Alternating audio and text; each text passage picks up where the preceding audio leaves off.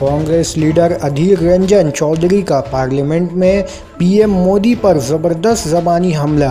Parliament में Congress leader की हैसियत से बोलते हुए अधीर रंजन चौधरी ने बोलते हुए बीजेपी मेंबरान पार्लियामेंट को एक तरह से नकारा करार देते हुए इसका जिम्मा पीएम मोदी को करार दिया है।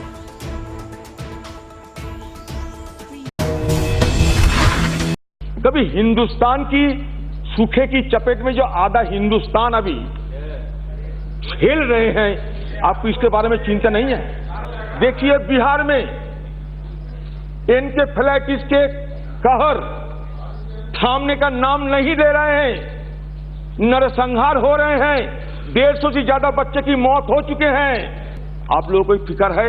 नहीं है, क्योंकि आप सब लोगों को, जो भी यहाँ एमपी था, ज्यादातर एमपी, आप सबको ये भरोसा है मैं कुछ करने वाला नहीं, जो करेगा हमारा मोदी जी कर देगा।